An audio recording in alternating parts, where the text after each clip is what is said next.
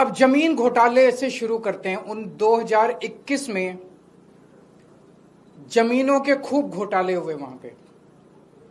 एक मामला जो खूब चर्चा में आया, खूब अखबारों में चला, एक पाठक परिवार है जिसने 2 करोड़ की जमीन इनकी पार्टी के एक व्यक्ति को बेची और 10 मिनट में उस व्यक्ति ने वही जमीन 18 करोड़ रुपए की मंदिर ट्रस्ट को बेच दी। 10 मिनट के अंदर 2 करोड़ की जमीन 18 करोड़ की हो गई। मैं पूछना चाहता हूं प्रधानमंत्री जी, आपको इसको पता है? आपको इसका पता नहीं चला? पूरी दुनिया को पता था, सारे अखबारों में छपा था, आपको इसका पता नहीं चला? इसी तरह से एक 3 करोड़ की जमीन 24 करोड़ में ट्रस्ट को बेच दी गई। प्रधानमंत्री जी, आपको इसका पता नहीं चला? 9 करोड़ की जमीन 55 करोड़ में बेच दी गई, आपको पता नहीं चला?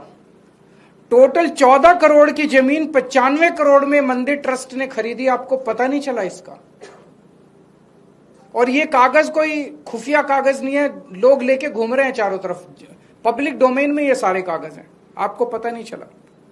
मंदिर निर्माण में इंजीनियर्स का ये आरोप है कि हमसे 40% कमीशन मांगा जाता था। 40% टेंडरों पे कमीशन मांगा जाता था। प्रधानमंत्री जी, आपको इसका पता नहीं चला? 40 दिन में 70 बार सीसीटीवी कैमरों के अंदर चोरी पकड़ी गई, आपको पता नहीं चला? 8 महीने की सीसीटीवी की फुटेज डिलीट कर दी गई, प्रधानमंत्री जी, आपको पता नहीं चला?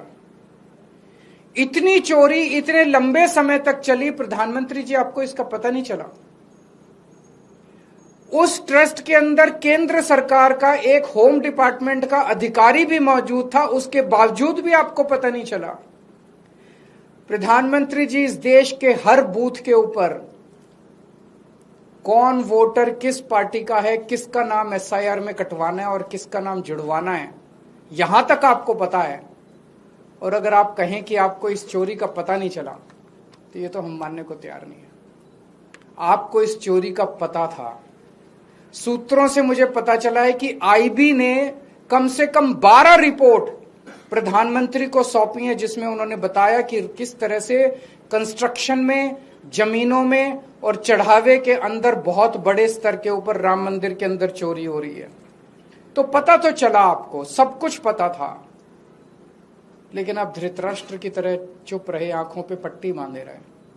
और जब सर से पानी ऊपर चला गया और जब मजबूरी हो गई, बहुत ज्यादा मुद्दा उठने लग गया, तो आपने लोगों की आंखों में धूल झोंकने के लिए एक एसआईटी बना दी। एसआईटी, बिना एफआईआर की एसआईटी बन कैसे सकती है? तब तक एफआईआर ही नहीं हुई थी। बिना एफआईआर की एसआईटी बन ही नहीं सकती। आपने एक एसआईटी बना दी धूल झोंकने के लिए, लोगों की आंखों में धूल झोंकने के लिए। उसी दिन देश के लोगों को पता चल गया था, जब आपने एसआईटी बनाई थी, कि प्रधानमंत्री जी लीपापोती कर रहे हैं, प्रधानमंत्री जी असली गुनहगारों को बचाने की कोशिश कर रहे हैं। और फिर आपने एक फर्जी एफआईआर की। फर्जी एफआईआर में 8 छोटे छोटे लोगों को पकड़ के जेल में डाल दिया। उसमें भी उन 8 छोटे छोटे लोगों को भी पुलिस कस्टडी नहीं दिलवाई गई, सीधे जुडिशियल कस्टडी। पुलिस ने कस्टडी मांगी नहीं। किसी भी चोरी के मामले में पुलिस कहती है कि हमें पूछताछ करनी है, हमें चोर से पूछना है कि माल कहां है, किसके कहने से चोरी की, कोई मास्टरमाइंड तो नहीं है, टोटल कितनी चोरी की, कुछ नहीं। पुलिस ने कोई पूछताछ नहीं की उन 8 लोगों से। पुलिस कस्टडी नहीं ली गई उनकी। उनको एश्योरेंस दिया गया, चिंता ना करो, 2-4 दिन में बेल करा देंगे तुम्हारी। ये चल क्या रहा है प्रधानमंत्री जी?